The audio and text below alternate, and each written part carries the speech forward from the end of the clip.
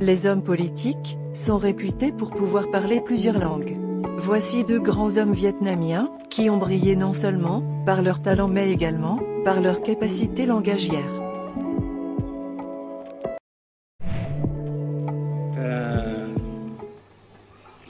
Vous savez que le peuple Vietnam, c'est en un. Et le pays du Vietnam, c'est un. Les Américains ont fait une guerre d'agression, comme qui dit, c'est une guerre non déclarée. Et, comme vous savez aussi, vous avez pu lire dans la presse, n'est-ce pas, bien, mondiale.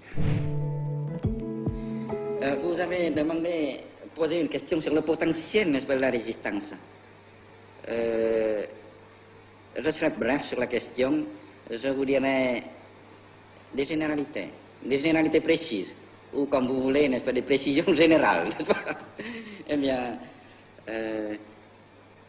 la République démocratique du Vietnam a même absolument, n'est-ce pas, d'assurer sa défense, assurer la défense et d'écraser, n'est-ce pas, n'importe quel agresseur impérialiste. Dans le domaine musical, une chanteuse colombienne est connue pour sa voix séduisante, ainsi que pour la célèbre chanson Waka Waka. Avec mes difficultés, j'ai compris que j'avais des amis. Alors, merci d'être mes amis. Dans les bons et les mauvais moments. Et pour me donner la joie de chanter encore une fois pour vous. Merci. Dans le domaine sportif, ce sont Novak Djokovic et Serena Williams, deux des plus emblématiques joueurs de tennis. Écoutons-les parler français.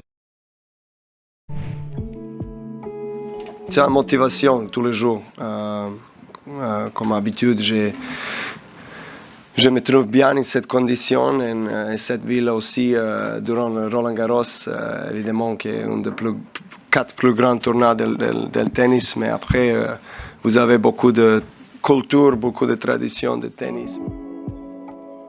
C'était excessif pour vous. Moi, pour toute mon carrière, je n'ai pas peur.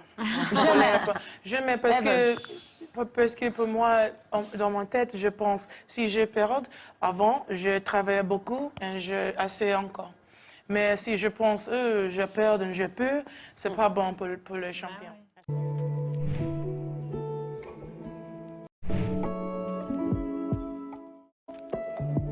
Le français ayant été la langue diplomatique, jusqu'au XIXe siècle, plusieurs têtes couronnées le parlaient et le parlent toujours.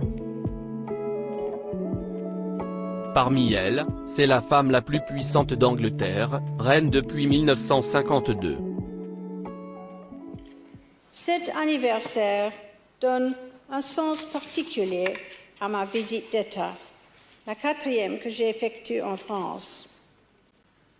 Pour revenir en arrière, il est l'occasion de célébrer la clairvoyance d'un accord qui allait jeter les bases d'une alliance décisive.